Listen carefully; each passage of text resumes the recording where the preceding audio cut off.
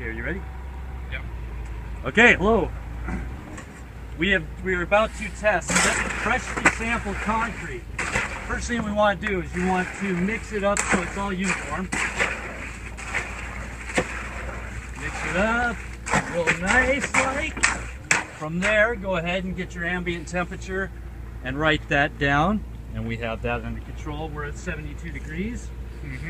You want to place the thermometer into the freshly sampled concrete, puddle the concrete around the edge of the thermometer so it's in good contact. Next thing I'm going to do is I'm going to come over here and slightly lubricate our air pot bowl. As you can see, I am washing the inside of the bowl, and in 3 equal lifts by volume, we are going to place it into the air pot. Notice that when I am putting it in, I am laying the scoop in.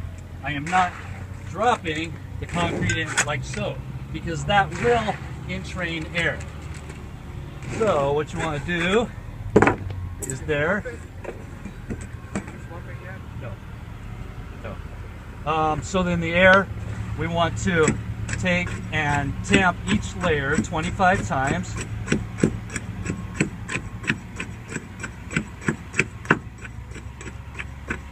I think I lost count there at the beginning because I was talking. But then you want to go in all 4 quadrants 3 to 5 times. At this point, second layer of volume.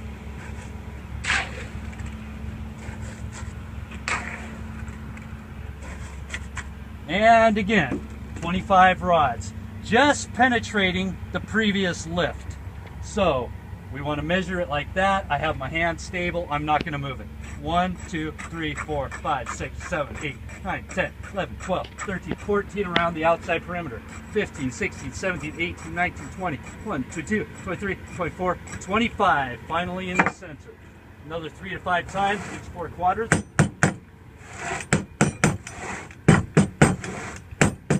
And proceed with the third level. Same things apply. We're laying it in, we're not throwing it in, we're placing it.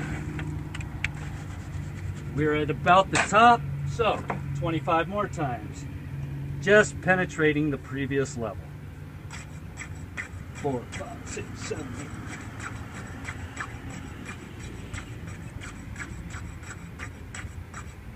8.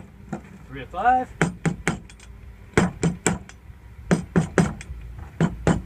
At this point, we are going to screed it to where it's nice and level. I like to get my screeding rod and all other tools slightly dampened before I do it.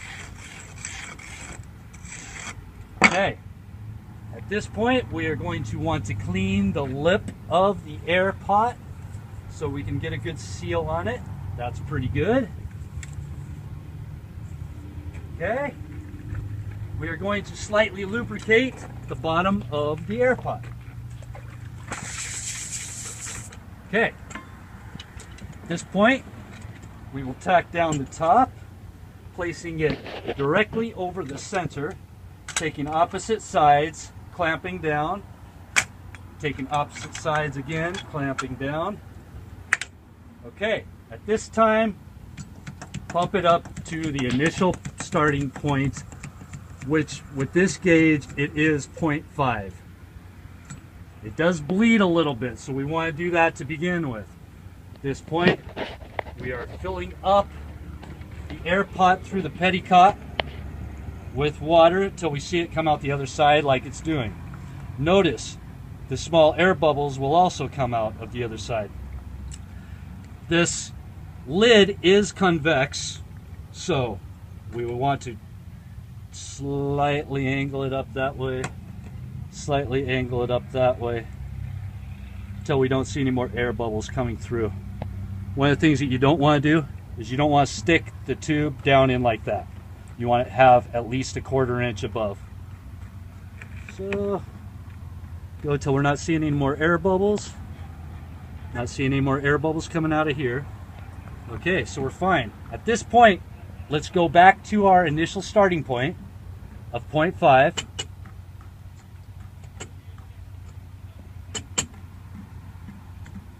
which is right there. Okay, if we did too far, you could bleed it a little bit with this little knob, which, as you can see, will allow it to bleed. Tighten it back up. Go back again to 0.5. At this point, we close our petticoats. We slightly tap the side and release. At that point, we take a reading, 5%. So we are at 5%. Okay, that is the air pod. Next, slump. The slump. We want to have the slump on a level surface, which we have taken and we have squared it to a level surface. We did it that way, did it that way, so it's all leveled up. Same thing applies. Lightly lubricate everything. Get all the excess water off. Take this, dip it upside down.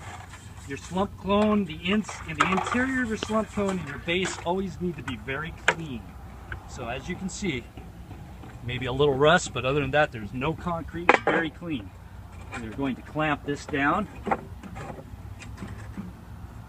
like so, and once again, in 3 lifts of equal volume, we're going to place it into the slump cone. So, let's see what we got here.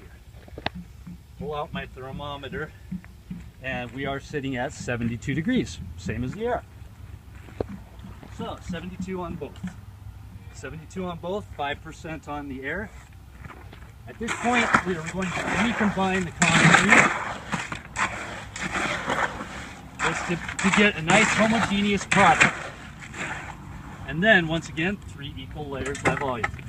As you're putting it into the cone, you're twisting it around the top of the cone so it will seat down all the way around the edges of the interior of the cone. 3 by volume. Usually it's about 3 scoops, about 3.5 scoops. You don't want to hit the bottom, so you want to go just barely above it. So same thing, 25, 14 around with 11 to the center. So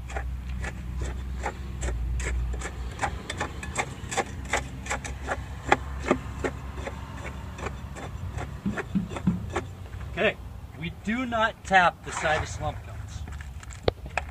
3 more of equal volume. 1,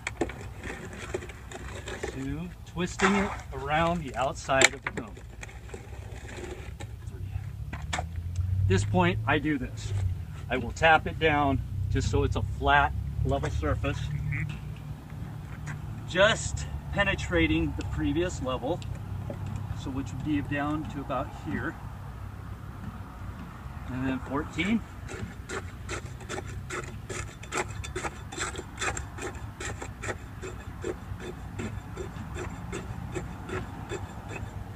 Okay.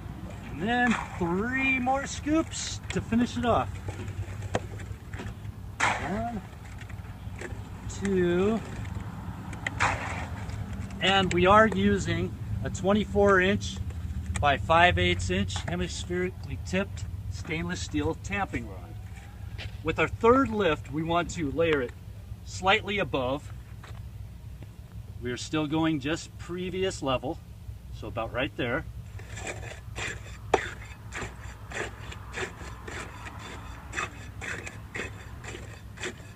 So notice how it's dropped below. It is acceptable to add more concrete at this point. I do it after my first 14. So then 15, 16, 17, 18, 19, 20, 22, 23, 24, 25. At this point, remember, you are not tapping the side. Now, it would be acceptable to either use a screed or you could also use this. What I like to do is I like to roll it as I do it. And then get it fairly smooth, fairly consistent. It's important to clean around the edge of your slump cone here. You want to clean out from around the base.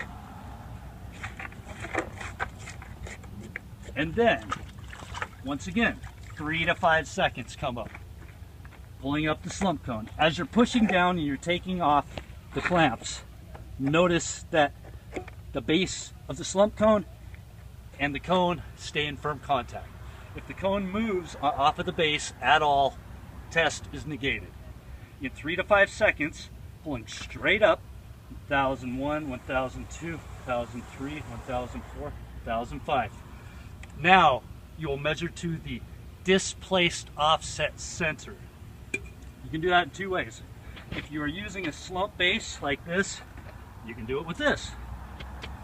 Displaced offset center is, we will call that, and we will call that 6.5 inches. It's coming down to right there, 6.5. Or you could also take and put it here, and like that, and then measure this offset displaced center the same. So, and we have 6.5 there also. And that is the slump testing. The next thing that we're going to do is we're going to make a cylinder. The cylinders should be labeled both on the top of the cylinder and on the side of the cylinder. So what you want to do with these are 4x8 cylinders which take 2 lifts, and at this point I'm going to consolidate my material.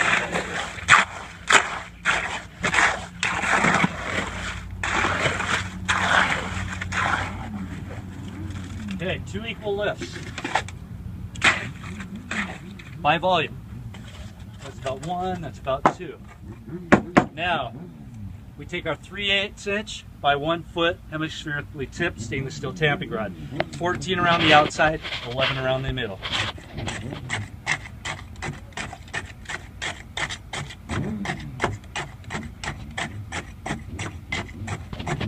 Okay, here you take the edge of your hand.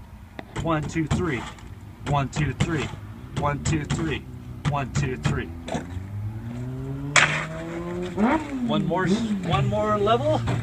Notice that this is only 2 lifts. Air pot 3 lifts. Slump cone 3 lifts. Cylinders 2 lifts. If you were doing a 6x12 concrete cylinder, then it would be in 3 lifts. Okay, once again, 25 times. So, just penetrating the previous level. 1.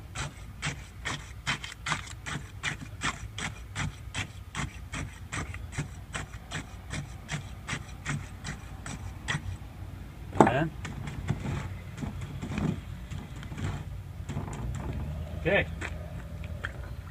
So 25 times, 3 to 5 times on each of the 4 quadrants. And then we're going to want to make this nice and smooth and pretty and nice. Just like yay. Perfect. You want to clean the edge of the cylinder mold. You want to clean the lip of the cylinder mold to ensure proper seating of the lid. At that point, I will take both thumbs, I will place them right here, and I will move around until I am, voila! Slump. You have 3 lifts of equal quantity, 25 tampings, no slapping the side of it with the rubber mallet 3 to 5 times. Slump cone, you do not do it. Air pot, you do the same. 25 rods, each lift, 3 lifts of equal volume. Tapping the side of it 3 to 5 times on each quadrant on each lift. Cylinder, 4x8 cylinder, 2 lifts, 25 rods, 3 to 5 slaps on the side of the cylinder with each on each lift. Other little things I should probably mention: you want to make sure and you want to mark both your cylinder lid and your cylinder. You want to have it with the date, the project that you are at, and the number or the set of cylinders that you are making. You are going to want to record air temperature, concrete temperature, slump in inches, air in percentage, location of placement, and time of placement. And that's it. Hope you learned something. Thanks. Wonderful.